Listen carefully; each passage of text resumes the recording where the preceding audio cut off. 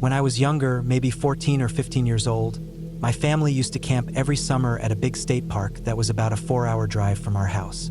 It was one of those parks with long gravel roads, dense forests, and a huge lake where people brought boats and fishing gear. I remember the smell of pine trees and campfire smoke was always in the air, and the nights were pitch black if there wasn't a full moon. No street lights, just stars and whatever light you brought with you. We always camped in the same spot, a quiet, shaded loop off the main campground road with about 8 or 10 campsites. Our site was tucked at the end of the loop, a little more isolated than the others. Most of the other families, there were ones we had known for years, people who returned the same week every summer. So it always felt pretty safe and familiar, like a little temporary neighborhood in the woods. My best friend Tyler came with us that year. We'd known each other since 3rd grade, and every summer our families would plan this trip together. At that age, we were just old enough to want some independence, but still too young to do anything really reckless. We spent most of the days swimming in the lake or riding our bikes around the campground, but our favorite part of the trip was what we called the ritual. Every night, after dinner and after the parents had settled in around the fire with beers or coffee, we'd grab our flashlights and walk into the woods. The edge of the forest was maybe 50 yards from our campsite, and there was a network of unofficial trails that spiderwebbed through the trees. They weren't marked or maintained, just narrow dirt paths made by kids like us and maybe the occasional deer. We had a few favorite routes, and we knew them well, even in the dark. What made the ritual special was that we rarely used our flashlights. We'd bring them, of course, clipped to our belts or tucked in our jacket pockets, but we made a point of navigating by the moonlight and our memory. It was kind of a stupid game, but it made the woods feel different, more alive. Every twig snap sounded louder. Every shadow looked like something crouching. We'd always scare ourselves a little, and that was the point. This particular night, it was colder than usual. Midweek, maybe a Tuesday. There were fewer campfires burning than normal, and most of the loop had already gone quiet by the time we slipped into the woods. We hadn't planned to go further than usual, but somehow we just kept walking. The air felt heavy, like a storm was coming, but the sky was clear.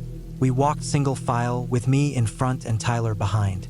I remember my hands were in my hoodie pocket, and I kept brushing the flashlight with my fingers but never turned it on. About 15 or 20 minutes into the walk, we were deep enough that we couldn't hear any campground noise anymore. No crackling fires, no distant voices, no sounds of car doors or tent zippers. Just the crunch of leaves under our shoes and the occasional rustle of wind in the trees. That's when we heard it, a soft whispering noise behind us. We both stopped walking at the same time, just froze in place. I turned around first, then Tyler. Neither of us said anything, just instinctively pulled out our flashlights and flicked them on. We swept the beams behind us, side to side, scanning the trees. Nothing, just tall trunks, bare branches, and piles of dead leaves. There was no movement, no figures, nothing unusual. We even stood there a full minute, just listening. The whispering was gone. I remember the look on Tyler's face, half nervous, half trying to stay cool. We shrugged it off and kept walking, though I noticed he stuck a little closer to me now. We didn't turn our flashlights off after that. They stayed on, slicing through the dark in front of us as we moved. We walked for maybe another 5 minutes, and then we heard it again, whispering, closer this time. I couldn't tell what was being said. It didn't sound like actual words, just mumbling or random syllables. It was coming from somewhere low to the ground, not behind us this time, but off to the side, maybe 10 or 15 feet into the trees. We stopped again, and I pointed my flashlight in the direction of the sound. For a few seconds, I didn't see anything. Then the beam caught movement, a person. Someone was crawling across the ground, slow and low, like they were trying to stay hidden. At first I thought it was a kid, but then the shape stopped moving and turned its head toward us. It was a woman. She was wearing dark clothes, maybe black or dark gray, and they were filthy, covered in dried mud. Wet leaves stuck to her arms and back. Her hair was a mess, tangled and half stuck to her face. She was crawling on all fours like some kind of animal, muttering random words under her breath. She wasn't crying or screaming, just repeating the same few sounds in this weird rhythm, like a broken record. We both stood there frozen for a second, staring. Then she suddenly stood up, kind of stumbling as she did, and stepped toward us. She was swaying a bit, barely able to keep her balance. That's when I noticed her eyes. They weren't looking at us. Not really. More like through us. She looked disoriented, totally out of it. She mumbled something about looking for her campsite. Her voice was hoarse, and she kept blinking like the flashlight beams were stabbing her eyes. She swayed again and almost fell over. We didn't know what to do. We weren't trained for this kind of thing, but it was clear she wasn't dangerous. Just messed up. Maybe drunk. Maybe high. Maybe both. I took a step toward her and pointed my light down so it wouldn't blind her. We told her we'd help her find the campground. She just nodded and started following us back. Her steps were slow and uneven. Every few feet she'd trip over something, a root, a rock, her own feet. She wasn't saying much now, just breathing heavy, sniffing a lot, wiping her face with her sleeve. The walk back felt twice as long. We kept looking over our shoulders at her, not because we thought she'd do anything, just because it was so surreal, like she had just crawled out of the earth. When we got back to the edge of the woods and stepped into the firelight from the campsites, everything felt normal again. I could hear the low hum of radios, the clang of someone messing with a grill, and the distant laughter of a group a few sites over. It felt like stepping out of a nightmare into real life. We led her around to a few of the other sites, asking people if they knew her. It was awkward, mostly because she wasn't helping much. She just stood there blinking and swaying and mumbling under her breath. Eventually, someone from a group near the middle of the loop recognized her and called out to their friends. A couple of people came over and took her arm and helped her sit down in a folding chair. They laughed it off at first, said she must have gotten lost trying to find the bathroom. Someone mentioned she'd had a lot to drink and probably wandered off the trail. They didn't seem that surprised or that concerned. Just glad she was back, I guess. What stuck with me most, though, was the fact that no one even knew she was gone. They hadn't gone looking for her. She could have been out there in the woods all night, crawling around, whispering to herself, completely lost. If we hadn't walked as far as we did, we never would have found her. That night, Tyler and I didn't go back into the woods. We sat by the fire, quiet, just watching the flames. I couldn't stop picturing her crawling toward us in the dark, her face half hidden by dirt and leaves, her eyes vacant. For the rest of the trip, we still did the ritual, but we never went more than a couple 100 feet from the campsite. We kept our flashlights on, always.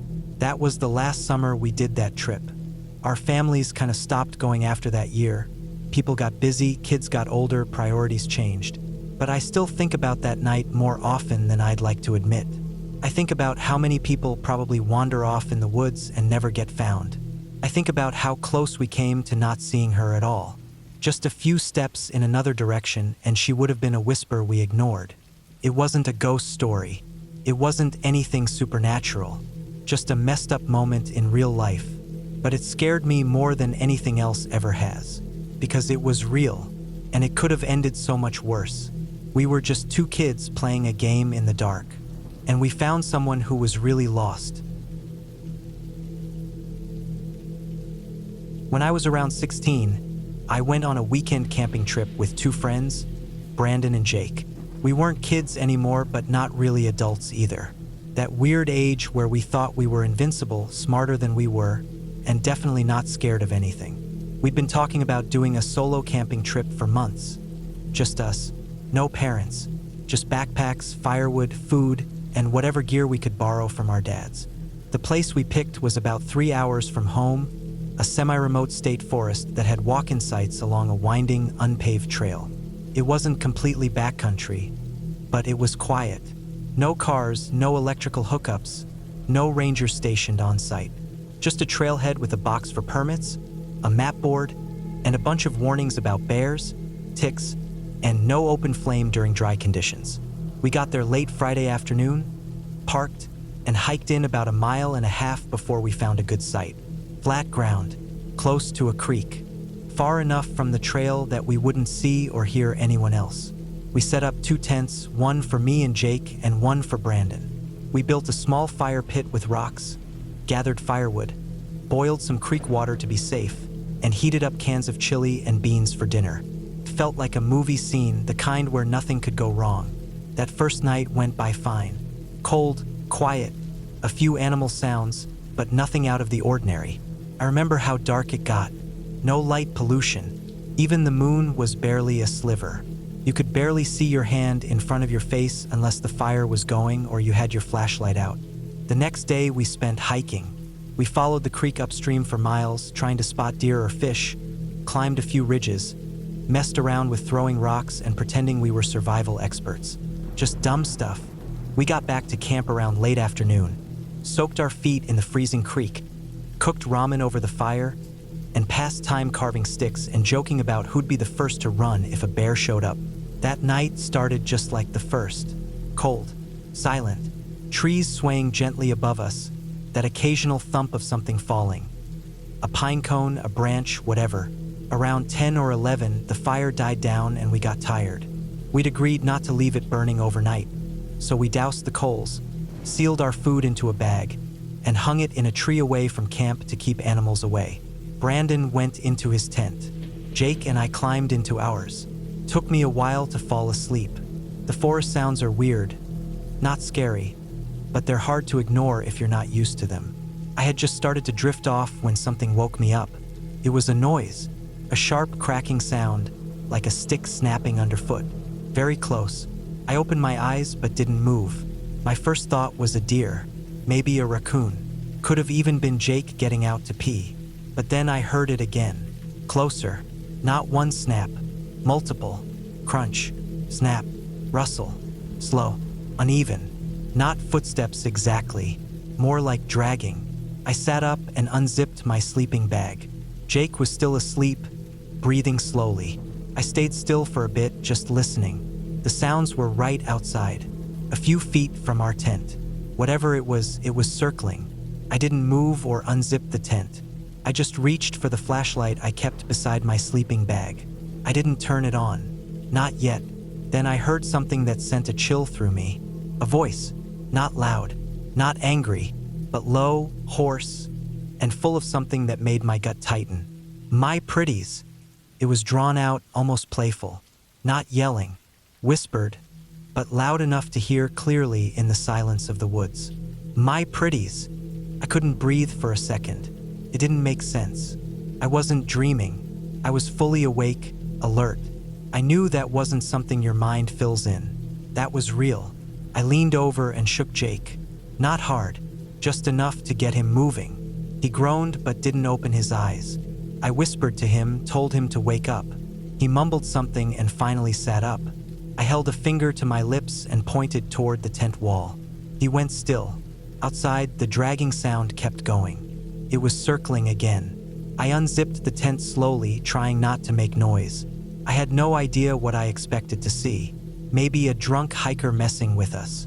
Maybe some mentally unstable person out in the woods. But even then, crawling, whispering, I peeked out, flashlight in one hand, other hand gripping the zipper. And then I saw her. She was crawling. I swear to God. She was crawling on her hands and knees, slowly, head tilted up like she was sniffing the air. Her hair was stringy, tangled. She wore some kind of jacket and pants, both filthy. Her knees and palms were covered in leaves and dirt. Her skin looked pale and rough, like she'd been out in the cold for days. She was whispering that phrase again, dragging it out like it was a lullaby. My pretties. I pulled my head back into the tent and zipped it shut in one motion. Jake was whispering what the hell over and over. I told him not to say anything else, not to move. We sat there, frozen. I could hear her outside, just moving slowly around the tents. Not trying to get in, just crawling, talking to herself, breathing heavily. She passed by our tent again. I could hear her scraping hand drag along the nylon. A faint whisper, "Pretties, where are my pretties?" We waited. I don't know how long. Time felt broken. Every second was stretched tight like a rubber band. Then it went quiet. No more crawling. No more whispering. Nothing. 10 minutes passed. Then 20. Still nothing. I finally cracked the tent zipper again. just an inch, and looked out. I didn't see her. I looked toward Brandon's tent. He was still zipped in, quiet. I wanted to yell to him, tell him not to come out, but I didn't want to make a sound. We waited another hour, at least. Then we finally made a decision. Grab what we could and get out. We didn't even roll up the sleeping bags. We just shoved them into our packs with shaking hands, grabbed the flashlights, knives, water bottles, and slowly stepped out into the clearing. Brandon was still asleep. We had to unzip his tent and shake him awake. He jumped, panicked, but stayed quiet once we explained. He hadn't heard anything. We told him to pack up fast. We weren't staying. Within 10 minutes, we had what we needed. We left the tents behind. We didn't care. As we started walking back toward the trail, we scanned every direction with our flashlights. The woods looked normal, empty, but I couldn't stop picturing her crawling through the leaves somewhere out there, waiting, watching. Halfway back to the car, we found something. A pile of clothes, women's clothes, a sweater, jeans, underwear, just folded neatly on a flat rock beside the trail, and a pair of shoes. Barefoot prints led off into the trees. Not fresh, but not old either. We didn't stop. We didn't say a word. We just walked faster. We reached the car before sunrise. We piled in, started the engine, and drove. No music, no talking, just headlights and the hum of the tires on dirt. Later that day, we called the local ranger station and gave a vague report. We didn't say everything. We didn't mention the crawling or the whispering, just that we thought someone might be lost out there. A woman. We gave the general location and left it at that. They took our statement, said they'd check it out. We never heard anything after that. I still think about it. I think about how far we were from the nearest town, how dark it was, how no one would have found us if she'd decided to do anything worse than just whisper. And most of all, I think about the way she said those words, like she believed them, like she saw something in us. We weren't pretties. We were just 3 dumb teenagers camping in the woods. But she didn't see it that way. She was real. I know that much. And she was out there, crawling, whispering, still looking. A few years ago, I went on a solo camping trip that still messes with my head when I think about it. I was 22 at the time. I'd done plenty of hiking and a fair amount of camping before, but this trip was the first time I decided to go completely alone. No friends, no backup, just me, a backpack, a tent, and about 3 days of supplies. The location was in Northern California, a state park that bordered some dense forestland. Not too far from the coast, but deep enough inland that cell service dropped off within the first few miles. I'd picked a primitive camping area I read about online, one of those places with no designated spots, no rangers, and definitely no crowds. The reviews had warned that the area was off-grid and not ideal for beginners. That's exactly why I picked it. It was early fall. The weather had cooled just enough to keep bugs down, but still warm enough to sleep without freezing. I parked at a small gravel turnout by the trailhead and hiked in about 4 miles. I didn't see another soul the entire way. The trail was narrow and overgrown in spots, but I had marked the path on my map and GPS before I lost service. My plan was to camp beside a small creek that flowed through a valley a few hundred feet below one of the ridges. I made it there in the early afternoon, set up camp on a flat patch of ground just above the waterline, filtered some water, and made myself a late lunch. The woods were thick with redwoods and fir. The sun barely reached the forest floor in places. There was no sound except the soft flow of the creek and the occasional crack of something moving in the brush, probably a bird or squirrel. I had no reason to feel unsafe. If anything, I felt peaceful, off the grid, alone in a good way. I spent the rest of the day exploring a bit downstream, gathering some firewood, and reading by the water. As the sun started dropping behind the ridge, the temperature fell fast. I built a small fire, cooked some instant noodles, and watched the woods slowly shift from green to shadowy blue to full black. When the fire burned down, I packed everything up, stored my food in a bear bag high in a tree, and crawled into my tent. I fell asleep listening to the sound of the creek. I woke up sometime after midnight, completely alert.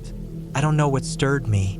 No dream, no loud sound, just sudden awareness. My tent was zipped.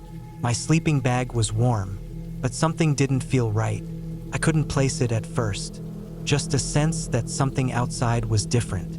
I stayed still for a minute, breathing slow, listening. Then I heard it. A low, uneven rustling sound coming from the trees near the creek. Not a normal animal sound. Not twigs snapping under hooves or paws. It was closer, slower, like someone moving through underbrush, trying, but failing, to stay quiet. It wasn't consistent either. Sometimes it was rapid, frantic, like something scrambling. Then a pause. Then a long, dragging sound, like something crawling through wet leaves. I grabbed my flashlight but didn't turn it on yet. I waited, thinking maybe it was a deer or a raccoon. Then I heard a low breathing sound. Not panting, not snorting. Breathing. Human. That was when the fear hit me. Deep, sharp, and cold. I was miles from the nearest road, hours from help. No one knew my exact location. Just a pin I sent to my brother before I lost signal. If something was out there, someone, I was completely on my own. I slowly unzipped the tent and peeked out. My eyes were still adjusting to the dark. I could see the shapes of trees, the glint of moonlight on the water, and the glowing embers of my old fire pit. Then I saw movement. About 30 feet away, just past a clump of fallen branches near the edge of the creek, something was shifting. I aimed my flashlight, switched it on, and the beam caught part of a figure. Person. They were crouched down, low to the ground, facing away from me. At first I thought they were squatting, but then I realized they were on all fours, completely still, wearing dark, torn clothing. Their hair was long and matted, and their back was hunched. The skin I could see on the arms looked scraped and pale. I couldn't see their face. For a few seconds, they didn't move. Then, slowly, they started swaying side to side, almost rhythmically, like a dog about to pounce. Their shoulders were twitching slightly, and their fingers or hands, whatever they were doing, were digging into the dirt. They looked tense, like they were holding something in. Every movement was jittery, strained. I didn't speak. I didn't move.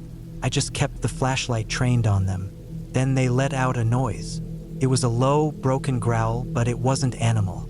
It came from deep in the throat, like they were trying to keep themselves from screaming. Their whole body tensed, back arched, and they started clawing at the ground violently, dragging their hands through leaves and soil.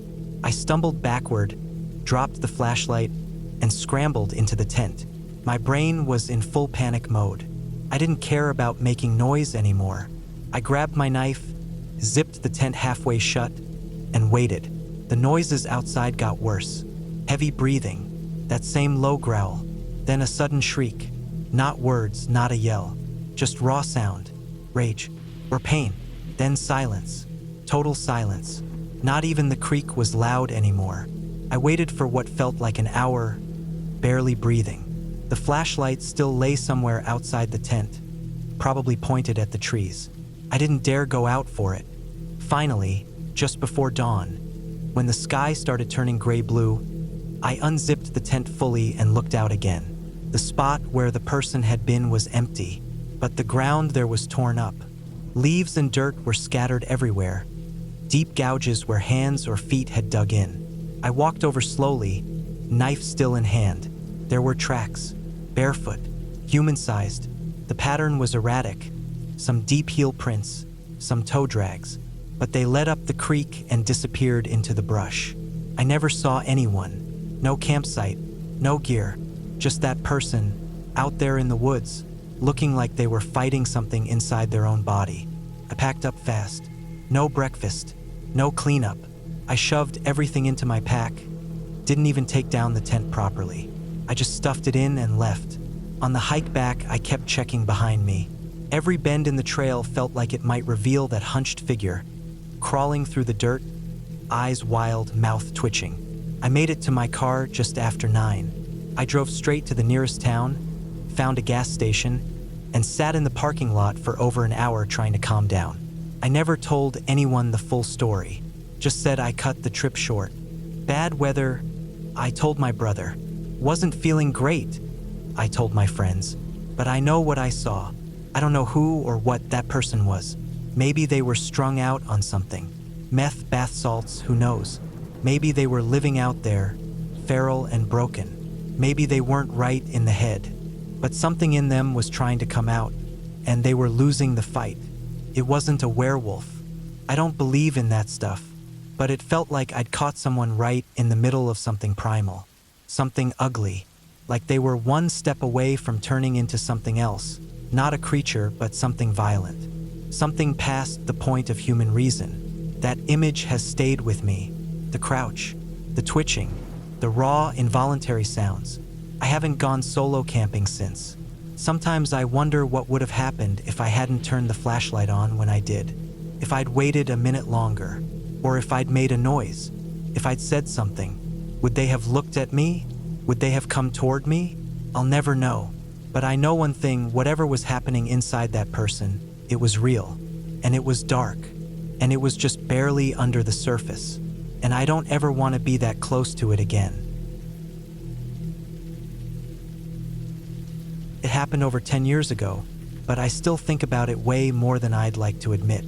I was in my mid-20s back then and had gone camping with a group of friends to Ginnie Springs in Florida. We had done a few trips before, usually within state parks, but Ginnie was the first one that felt like an actual event. Not just some peaceful weekend in the woods, but a full-on experience. Tubing, loud groups, music, and a campsite that felt more like a scattered little town of tents and coolers and generators. It was spring or early summer, warm during the day, not too bad at night. We got there on a Friday morning, scoped out a spot under a wide spread of oak trees not too far from the water. It wasn't isolated, not even close. There were at least a dozen groups set up within earshot. Ginnie Springs is popular, especially on weekends. You're never really alone out there. We spent most of that day drinking cheap beer, floating in the spring, grilling hot dogs, and setting up our site. We had 3 tents between 5 of us, 2 hammocks, and a fire pit ringed with rocks we found nearby. At night, music echoed through the trees from all directions. There were stereos, shouting, and bursts of laughter drifting in from other campsites. Nothing threatening, just that kind of Florida energy. A little wild, a little unfiltered. I remember lying in my tent around 1 or 2 a.m., buzzed but not drunk, tired but not quite asleep. My body ached in a good way, that deep soreness you get after swimming all day. I was on my back, staring up at the roof of my tent, half listening to the muffled sounds outside. Crickets, the occasional whoop of someone partying, wind rustling through the trees. Then it happened. It started with a low creaking, a sound so faint at first I thought I was imagining it, but then it grew, deep groaning like something heavy shifting under pressure. The kind of sound that doesn't belong in the middle of the night, not at that volume. And then came the crash. Not just a thud, not something falling off a table. This was massive. A deep, thunderous crack followed by an explosion of snapping wood, leaves, and branches tearing through the air. It lasted maybe 2 seconds. 3, tops. Then silence. Not the usual kind. A heavier one, like the woods themselves went still. I didn't move right away. I laid there frozen, trying to figure out what it was. I've heard trees fall before, in videos, in nature documentaries, even once in person on a hike after a storm, and this was exactly that sound. Only it felt too close, like it had happened right outside my tent. I remember how my chest tightened, not out of fear exactly, but from that sudden shot of adrenaline when you know something big just happened and you don't know what it is yet. For a few minutes, I didn't hear anything else. No talking, no movement, nothing. Just that thick, eerie quiet. I figured maybe it was farther off than it sounded. Sound travels weird at night, especially through woods.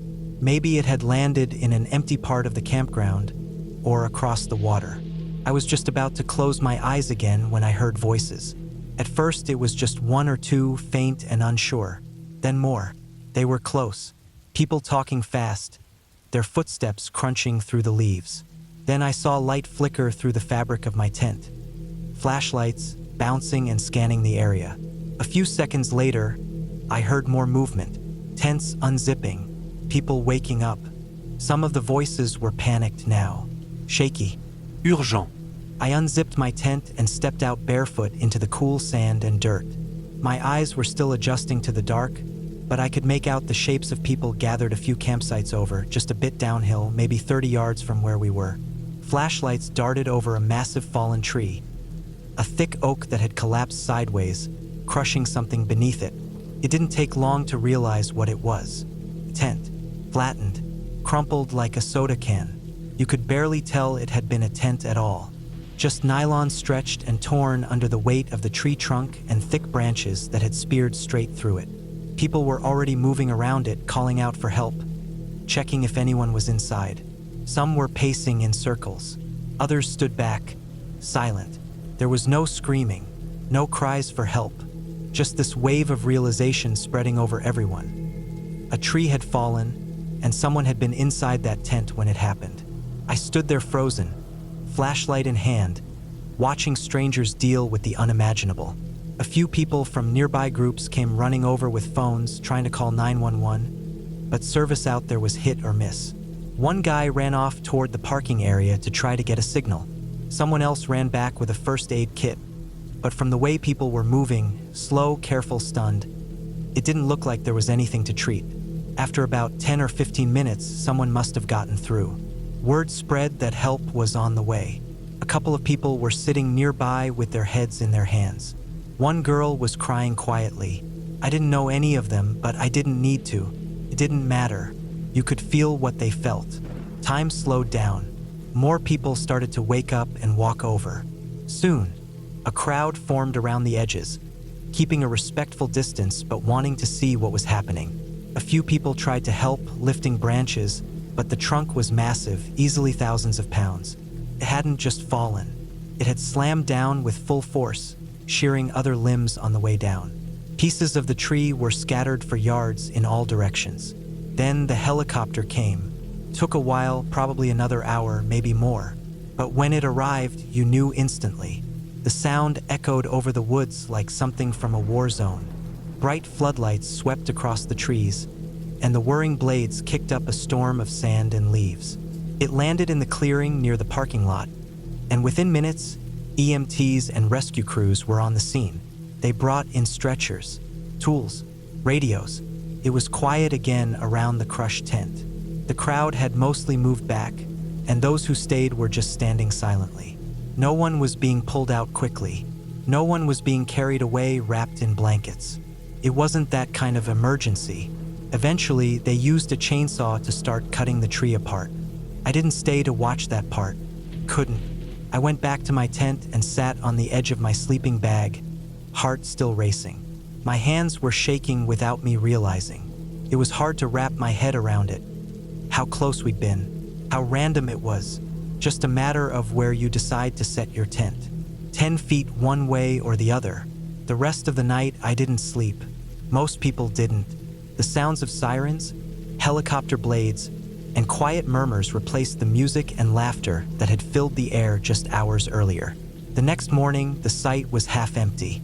Dozens of campers had packed up and left before sunrise. We stayed just long enough to eat a quick breakfast, collect our trash, and break down camp. None of us said much. The mood had shifted. The fun was gone. Something about seeing a tree, something so normal, so everyday, turn into a killing machine had flipped a switch inside all of us. On the way out, we walked past the site where it had happened. The tree was still there, cut into pieces now. Yellow tape ringed the area. The tent was gone, and the ground around it had been trampled by boots and heavy equipment. All that was left were scars in the dirt. We never went back to Ginny Springs after that. Not because we were afraid of trees falling, that could happen anywhere, but because something about that trip changed how I saw camping. It stripped away the romantic part, the safe illusion. It reminded me that we're guests out there, that nature doesn't care where you zip up your tent. It doesn't care if you're asleep or awake. It doesn't care if you're celebrating or just trying to get some peace and quiet. It just is.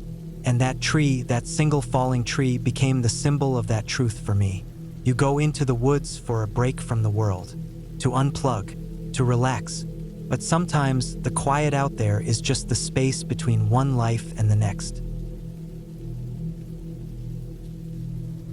It's been over a decade now, but I still remember that night like it just happened. Some memories just stick with you for no clear reason. Not because they were full of action or drama, but because they were quiet, sudden, and real. That night at Ginny Springs changed the way I think about camping. About being out in the open, sleeping under trees, trusting the ground beneath you and the air above to stay still. I was 25 at the time, living in northern Florida. My buddy Sean and I had planned a weekend camping trip to Ginny Springs. He was supposed to come with me, but something came up last minute. His girlfriend got sick, or his car needed work. I can't remember now. I could have canceled, but I'd already taken the day off, already packed the gear, and I figured, why not go solo? I'd camped alone before. I liked the quiet, the independence. Ginny wasn't remote wilderness. It was a well-known spring system with tubing, diving spots, and a ton of regular visitors.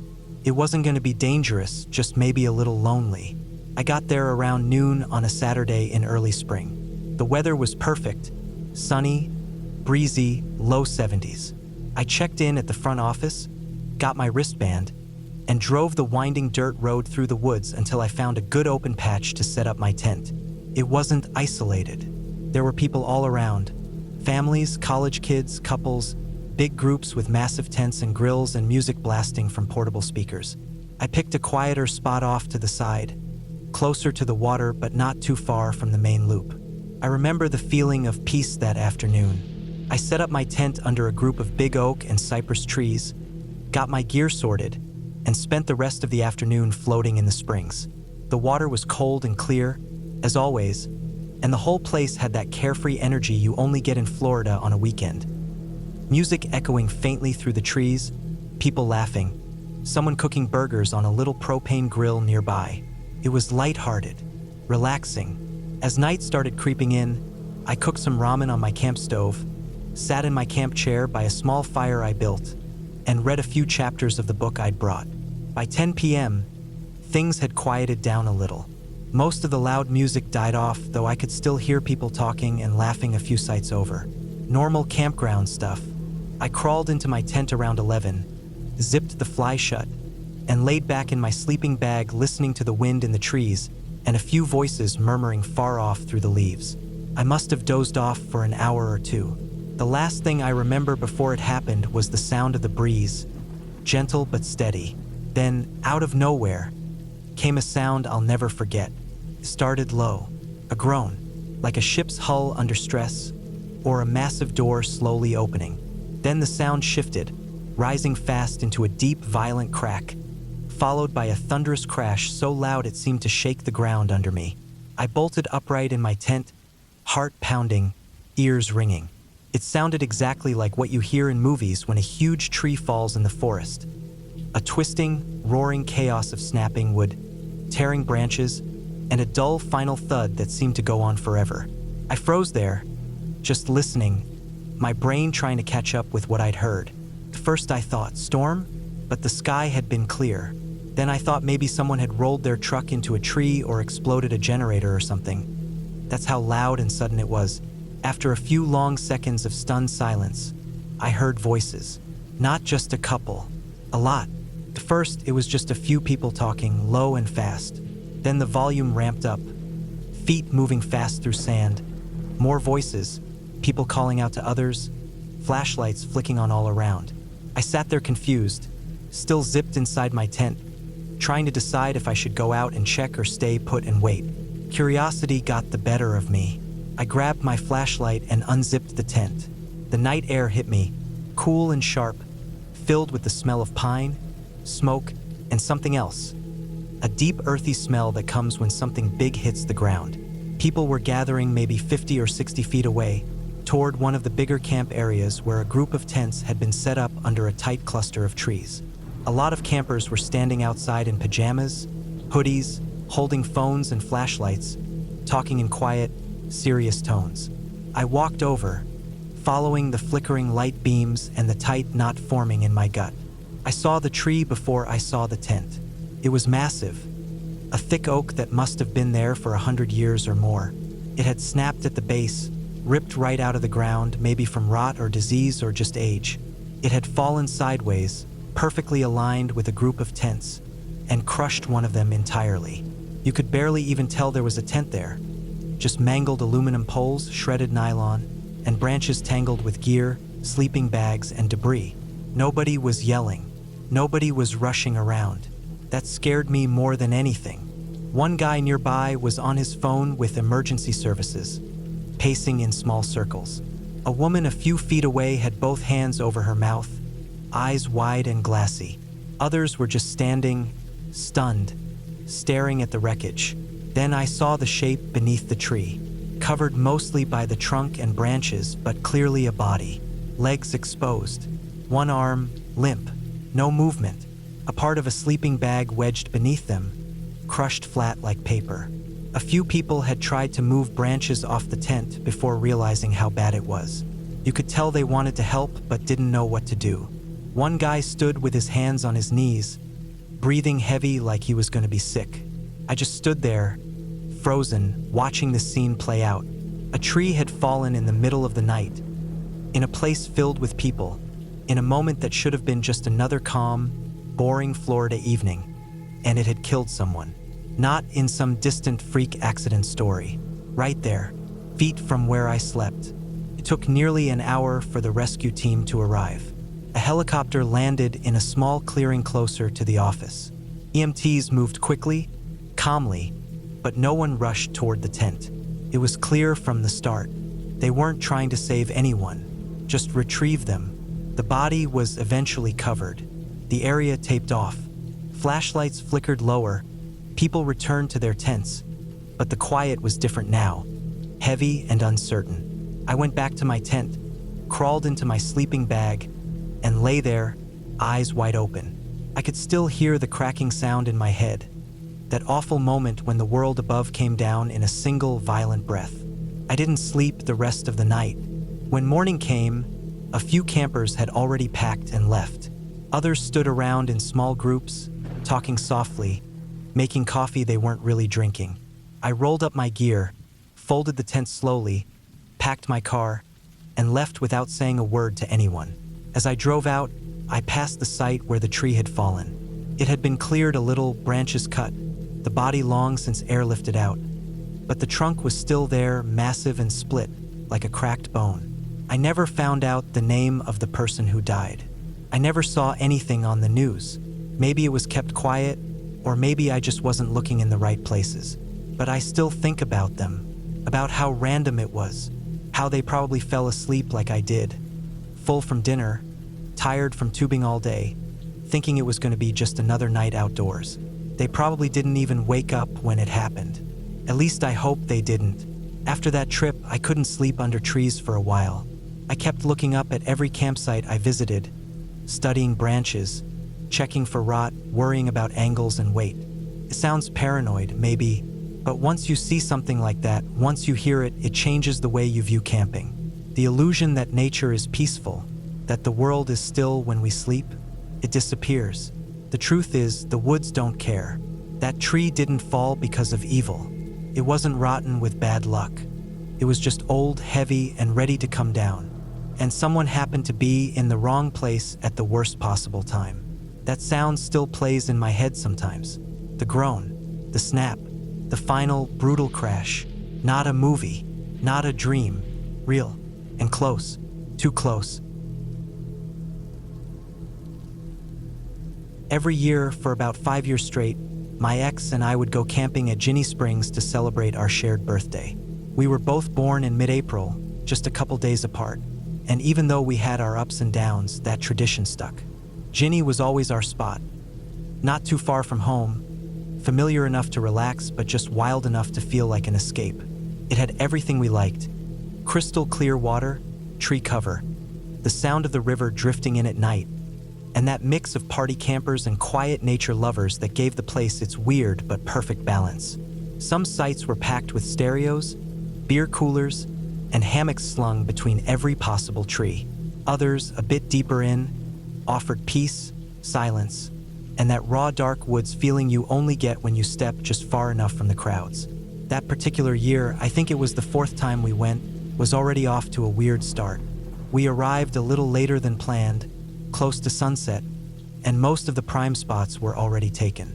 We ended up a bit farther back than usual, tucked into a patch of woods where the ground sloped gently down toward a little creek that connected to the main spring run. It was nice, shaded, quiet, and just far enough from the main trail that we didn't hear the buzz of generators or drunken karaoke from the louder camps. By the time we pitched the tent, the sky was already going gold and purple. I remember that light, how it filtered through the Spanish moss in the trees, soft and low. We set up our chairs, started a small fire, and made a simple dinner, canned chili, saltine crackers, and a couple of beers. We sat there for a long while, watching the fire burn down, just listening to the frogs and the occasional splash from the water nearby. No phones, no music, just us and the dark. The air got cool fast. Not cold, but cool enough that we climbed into the tent around 10 or 11, zipped up, and laid back on our sleeping pads with a lantern hanging from the center hook, casting soft yellow light across the fabric. We talked for a bit, mostly about dumb stuff, the water earlier that day, the weird smell from the campsite next to us, some half-burned hot dog we'd seen someone fishing out of the river. Then we killed the light and let the quiet settle. I was just starting to drift off, that point where your thoughts stop making full sense and start turning into dreams, when it hit. A sound. Not a branch snapping. Not leaves rustling. Not someone walking nearby. This was something different. Came from maybe 20 or 30 feet away. Cut through the dark like a knife. A high-pitched, violent, piercing scream that immediately shot adrenaline through every inch of my body. It wasn't a scream from a person. It had this wild edge to it, this raw, sharp panic, like the sound of something fighting for its life. Then silence, then growling, low, deep, and drawn out. The kind of sound that makes your stomach drop because it feels like it doesn't belong outside your tent at night. You can tell a lot from a sound like that. It was wet, throaty, animalistic. Whatever it was big, or so it sounded. My heart was pounding hard now. I didn't move. I didn't even breathe. I just laid there listening, eyes wide open, staring into the blackness above me. Every muscle in my body clenched tight. Then came another scream. This one was worse. Higher, more desperate, more violent. It went on for a few seconds, long enough for my skin to go cold. I honestly thought we were hearing some kind of animal fight. Something serious. My brain started running wild, mountain lion, bobcat, maybe even a wild dog attack. I had no real experience with any of that, but in the moment, it didn't matter. The noise alone was enough to convince me that something dangerous, something big and pissed off, was right outside. My ex whispered something I didn't hear, but I didn't respond. I didn't want to speak. I didn't want to move. I was convinced that making noise or even shifting around might draw whatever it was closer. I'd never heard anything like that in the wild. It didn't sound far away, maybe 15 feet now. I could hear leaves being kicked up, claws scraping dirt, a low, guttural hiss that came and went in short bursts. Minutes passed. No other campers nearby reacted. No flashlights. No yelling. No one shouting, "What the hell was that?" It was like we were the only ones who could hear it. I couldn't figure that out. The sound had to carry, it was loud. I started thinking maybe everyone else had passed out drunk or just wasn't close enough to hear. Or maybe we were deeper in than I thought, farther from the crowds. Another sound, a scratch against something hard, followed by a small rustling, then the same scream again, shorter this time but right outside. It was so close I swore I felt the air change. That's when I made the decision to look. The tent had a mesh ceiling, the kind you can see through clearly when the rain fly is off. We hadn't put the rain fly on that night because the weather was dry and clear, and we liked looking up at the stars when we camped. I slowly sat up inside my sleeping bag, moving as quietly as I could. I crouched, leaned forward, and tilted my face toward the mesh. At first, I couldn't see anything. Just darkness and outlines of tree branches against the dim light of the moon. Then I saw it. At the edge of the tree line, just barely visible in the moonlight, were two shapes. The first was small, a house cat.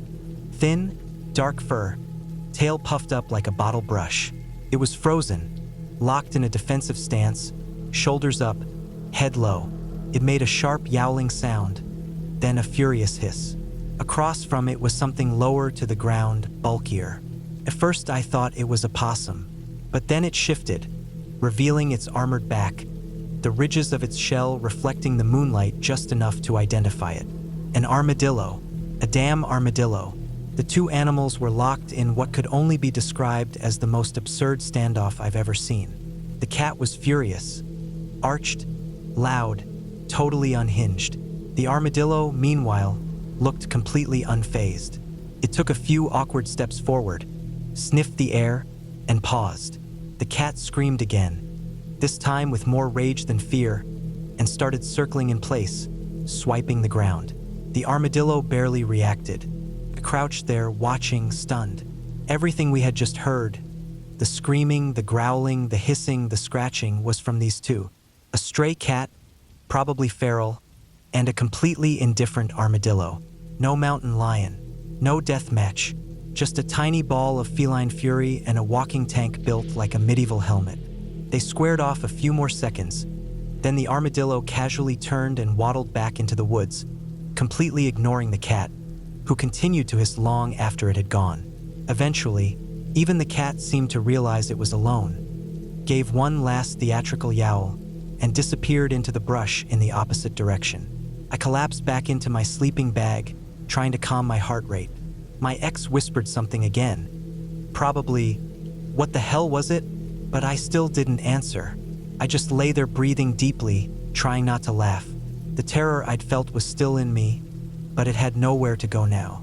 It had transformed into this wild disbelief, this weird mixture of embarrassment and relief. Eventually, the woods went quiet again. No more screams, no more growls, just the soft trickle of the creek nearby and the distant hum of frogs and bugs and the natural rhythm of the forest returning to normal.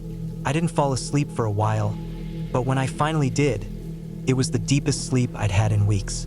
The next morning, we woke up to a bright, still campsite. Nothing looked out of place. No tracks, no signs of the standoff, no hint that anything unusual had happened.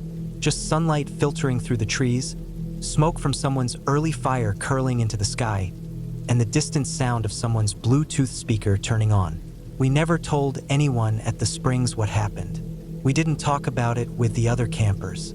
And when we left that afternoon, it was just another funny story we shared. One of many weird moments from that long string of April birthdays. But I'll tell you this, that night changed something for me. Not in a big dramatic way, but it taught me how fast your brain can run wild in the dark. How a sound without a face becomes anything your imagination wants it to be. How fear fills in the blanks with the worst possible answers. It also reminded me of the balance out there, that the woods aren't just danger or peace. They're both. Sometimes in the form of a wild predator. Sometimes in the form of a stray cat losing its mind over an armadillo. And that might be the scariest part of all, that we never really know what's outside the tent, until we look. I don't talk about this trip much, and it's not because something insane or cinematic happened. No monsters, no backwoods maniacs. It's not that kind of story. It's the kind that lives under your skin in a quiet, persistent way. The kind that starts as something small, even forgettable, but grows into a memory you can't scrub out because it could have happened to anyone, and because it almost happened to me. It started in late March about 8 years ago. I had just turned 30. Life had slowed down in ways I didn't expect. The rush of my 20s was over, and I was drifting. No relationship. Friends I barely saw anymore. Work was work. A boring office job, 9 to 5, clock in, clock out. That week, I needed to get away from all of it. Just unplug and be somewhere quiet. No phones, no buildings, no screens. I picked a campground I'd visited once before. Nothing fancy, just a state-run site tucked into a patch of woods near a slow, winding river about 2 hours from where I lived. It wasn't a tourist spot or anything. Mostly locals, the kind of place people go to fish or bring their kids for one-night campouts. But it was surrounded by thick pine and oak forest, and if you walked far enough down the trails, it felt like you were in the middle of nowhere. That's what I needed. I packed light. One-person tent, sleeping bag, food for 2 days, a small gas stove, headlamp, extra batteries, and a decent knife. Not because I expected danger, just because it made me feel better to have it in my pack. I brought a cheap paperback book I never finished and a journal I never really wrote in. Still, I liked having both. I arrived late in the afternoon. The air was still cool, not quite spring yet. A little windy. There were a few cars in the gravel lot when I pulled in, but the place wasn't crowded. I registered at the check-in board and picked a site that was a good distance from the others. Tucked off the main loop down a short footpath, surrounded by trees on all sides. It had a fire ring, a metal food locker, and a flat patch of dirt just big enough for my tent. Simple. Perfect. I spent the first hour setting up camp, gathering dry twigs, checking the perimeter for poison ivy and yellow jackets. The site felt clean, undisturbed. I could hear a few birds calling in the canopy above, some woodpecker hammering away far off. No traffic sounds, no human noise at all, actually. I felt good. Still, calm, distant from all the noise I'd been stewing in back home. After I got everything set, I took a short hike down to the river. The water was low that year, the current soft and slow. I followed it for a while, just letting the rhythm of my boots on the dirt trail settle my nerves. I didn't see another person the whole time. When I got back, the sun had dipped low. I made dinner, just a can of chili heated over my stove, and sat by the fire I built, watching the flames lean and curl with the wind. Around 9 p.m., the cold really set in. I crawled into my tent, zipped myself up, and read for a bit under my headlamp. I remember feeling completely alone in the best way. I drifted off listening to the wind combing through the trees and the faint clicks and cracks of the fire settling into ash. Sometime after midnight, I woke up. It wasn't a sound that did it. It was the air. The pressure had changed. I couldn't explain it. The air inside the tent felt colder, heavier. My body knew it before my brain did. I laid there still, eyes open, ears straining. The kind of quiet I heard wasn't peaceful. It was waiting. No bugs, no rustling branches, no distant owls. Just a thick, flat silence that made my skin itch. Then I heard it. A single crunch. Dry leaves. Close. Then nothing. Another crunch. 2 steps. Slow. Measured. I held my breath. The sound wasn't directly outside the tent. Not yet. It was maybe 15 feet out, just beyond the edge of the tree line. I couldn't see anything, obviously. The tent was zipped, and the moonlight didn't cast much light through the canopy. But I knew someone, or something, was there. I ran through every explanation I could think of. A raccoon, a deer, a person walking back from the river. Maybe one of the other campers had wandered out too far. But I didn't hear any voices, no flashlights, and the footsteps didn't shuffle like an animal. They planted, deliberate, heel to toe, soft but sure. I stayed frozen in my sleeping bag, trying not to make a sound. I kept my hand near the knife by my side, hidden just under the bag's zipper. I didn't want to unzip anything or turn on my light. Every instinct I had told me to wait. After a minute or two, the footsteps stopped. Total silence again. I lay there listening to my own heartbeat, counting seconds in my head. 10, 20, 45. Then I heard the sound again, but farther off. Not footsteps. A dry metallic sound. Clink, clink. Came from the food locker. I had locked it before turning in. I was sure of it. It had one of those basic slide latches, easy to use, not super strong. The sound was unmistakable. Someone was trying to open it. Another clink, then a rattle, then silence. I waited. Every hair on my arms was standing up now. A few more crunches of leaves. Not fast, not stumbling, like someone walking in slow, careful loops around the camp. Then nothing. I stayed awake for hours. I never unzipped the tent. Couldn't. Whatever was out there didn't leave quickly. I heard the occasional branch creak, the shift of weight on dry ground, but I never saw anything. Eventually, just before dawn, I must have dozed off out of pure exhaustion. When I woke, the tent was lit by early morning light. Birds were singing again. The forest was moving. The stillness from the night before had lifted. I sat up slowly and unzipped the tent. The camp looked normal at first glance. Nothing was torn or tossed. But when I walked over to the food locker, my stomach dropped. The latch was halfway open. Not all the way, but not locked anymore either. And there were scratches on the surface. Not animal claw marks, not deep, just shallow scrapes. Like something metal had been scraped across it. Nothing inside had been taken, but the lid had been clearly moved. I walked a small circle around the campsite. No trash disturbed, no obvious signs of animals. Then I noticed the dirt near the edge of the trees. A faint impression. A boot print, not a full one, just the front half. Enough to see the tread pattern and part of a heel. A human shoe. I stood there for a while, staring at that half print. I packed up quickly after that. Everything in me said go. Whatever had come through wasn't an animal. And they hadn't taken anything. They hadn't spoken. They hadn't shined a light. They just stood out there in the dark, circling, testing the food locker, walking around my tent, watching, maybe, I don't know. On the way out, I passed the ranger station. I thought about saying something, reporting it, but what would I even say? That I heard footsteps and someone jiggled the locker? That I felt watched? There was no damage, no theft, no threat. It was just unfortunate. That's the word I kept thinking about on the drive home. Unfortunate, because nothing actually happened, but something could have, easily. I still camp, but not alone. Never alone. And I always lock the food locker. Always. Even if it's just squirrels out there. Because that one night, the silence, the half steps, the clinking metal, taught me something I hadn't learned in all my years in the woods. It's not the things that scream or charge or roar that you need to worry about. It's the ones that wait. The ones that circle. The ones that leave no trace, except a single half print in the dirt and a lock, just barely undone.